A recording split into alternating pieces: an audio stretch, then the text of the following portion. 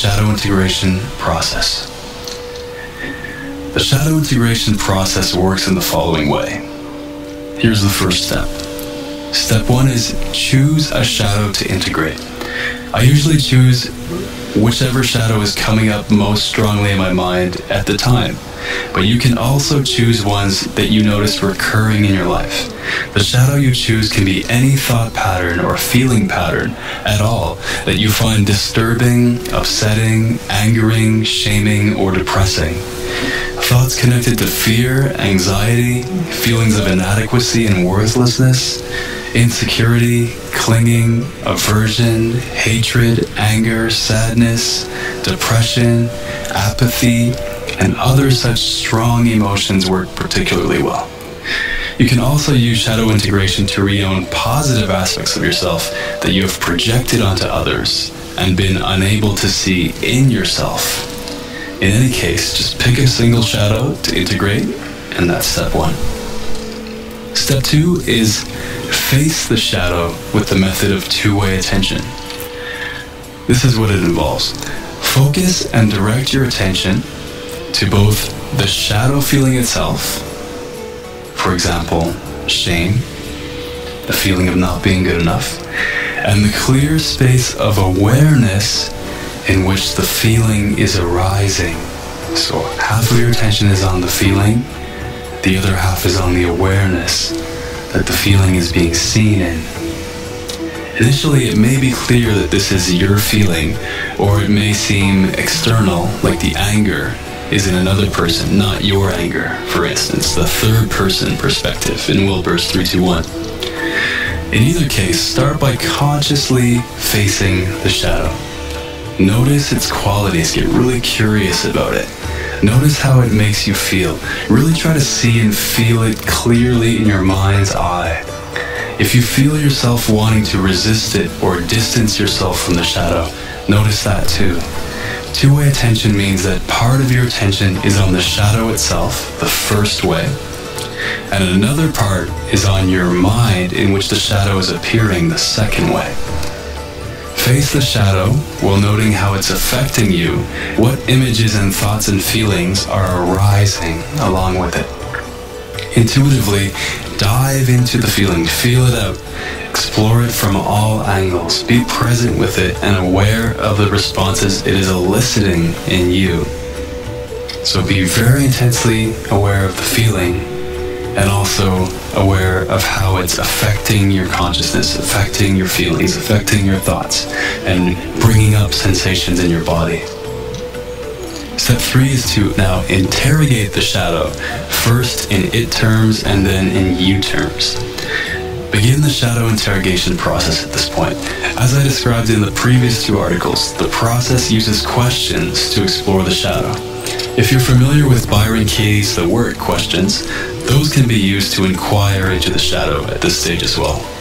The twist we are going to make on the interrogation process for the purposes of shadow integration, though, is to change the wording of the questions to shift from questions phrased in it terms, or third-person view of the shadow, to questions phrased in you terms, or second-person view of the shadow. I'll give you some examples of what this means. Begin by asking simple, basic questions. As you gain practice, you can move on to more precise, detailed questions about the shadow and its various aspects. For example, you can ask questions like the following and notice any thoughts, feelings, sensations, or impressions that come up in response to them. At first, we'll start with third-person questions and ask about the shadow in it terms. Ask as many or as few questions as you wish. Approach the questioning organically. Let the shadow dictate the questions in a natural way. For example, you can ask questions like the following. What is the form of this thought or feeling pattern? How does it really honestly make me feel? Is it his shadow based on any assumptions about me? Is this shadow based on any assumptions about me? Why do I think this thought pattern is true? Why do I hold on to it? Do I have any underlying motivations here that I'm not facing? Am I repressing this feeling? Am I denying it or projecting it onto others? Why do I resist this shadow? Is it related to an idealized self-image, a way I would like to be, or people have told me I should be? Is it related to a self-image I'm trying to avoid, a way I would not want others to see me? How does this thought pattern affect how I behave, think, and feel? Does this shadow limit me in some way? What would life be like if I didn't hold on to this thought pattern? How did I develop this shadow? Did it have any roots in any of my past experiences or things people have told me? These are all questions you can ask. Whichever ones feel most organically natural to ask at that moment are the best ones to go with. Now address the shadow itself. Now we're moving into the second person stage of Wilber's 3-2-1 process. Face the shadow and ask it questions in you and your terms, and see what impressions, thoughts, feelings, or sensations come up in shadow interrogation. Remember, nobody see you do this past on the present through forgiveness. So don't worry about looking crazy. Integrate shadow integration as the opposite to one process. Form of heat. But have a powerful questions you ask at this point that would work for both repressed, project, call it, you can ask it in any or as few of them, and shadow contents that weren't projected onto others, but were still appearing within my directly to that feeling. And so I decided to tie all this together. Ask a single, why do I see you as a threat? That I call, why do I hold on to you? Why do I refuse to own you as mine? Why do I resist you? Why am I afraid of you? What would life be like if I didn't hold on to you? Where did I develop the tendency to cling to you? Observe whatever comes up. Notice any thoughts, feelings, sensations, or impressions that arise in response to the questions. Meet these arisings with open curiosity and a kind and loving attitude rather than judgment. Whatever comes up is perfectly fine. And even if nothing arises, that's alright too. Our goal is to address the shadow in the second person perspective so we can prepare to re-own it. And the purpose of the questions is to gain insight into the shadow. This is direct knowledge arising in your own mind. Note, when you are doing the shadow interrogation, it may be helpful to write out your questions and answers, or to communicate them to another person if you're doing group shadow work. This will give you a record of insights you discover at this stage of the process. And finally, the last step. Own the shadow and lovingly release your hold on it through forgiveness. We're now ready to reverse the dissociation, the projection, the repression, or the resistance, and re-own the shadow that we previously disowned.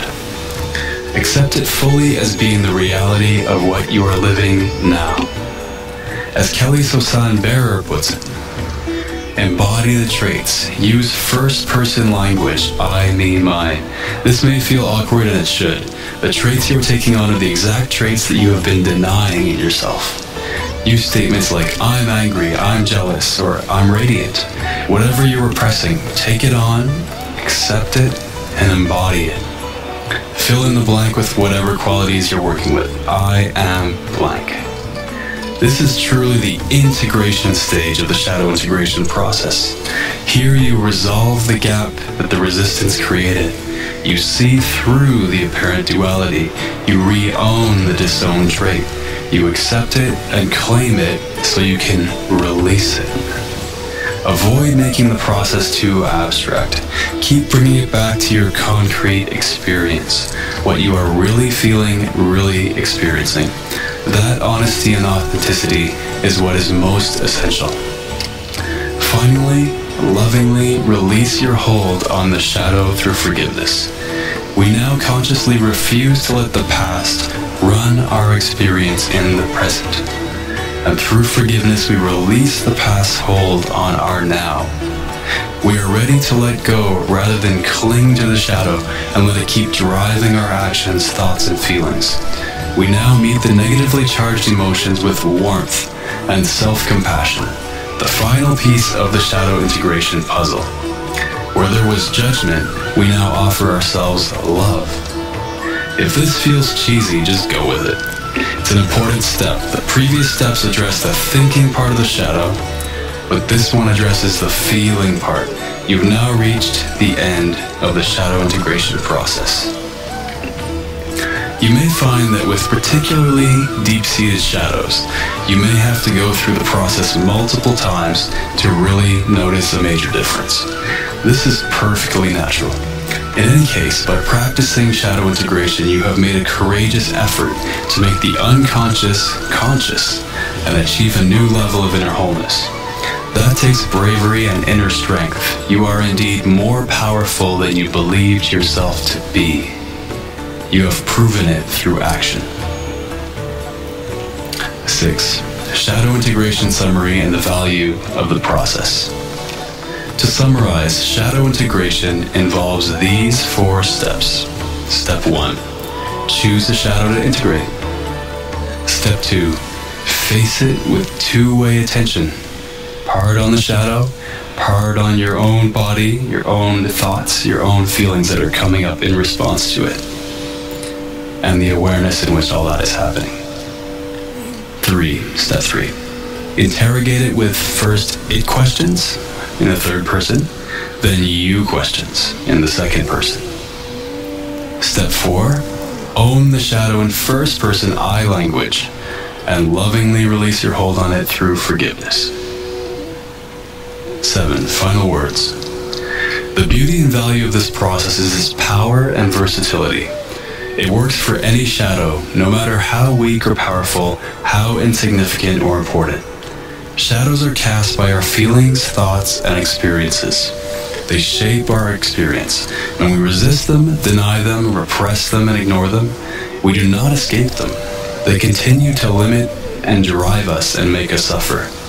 Shadow integration is a way of mending the tears in our mental fabric that these repressions and resistances create.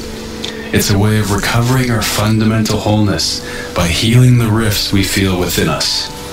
It is a way of transmuting our suffering to achieve a greater sense of joy for our lives.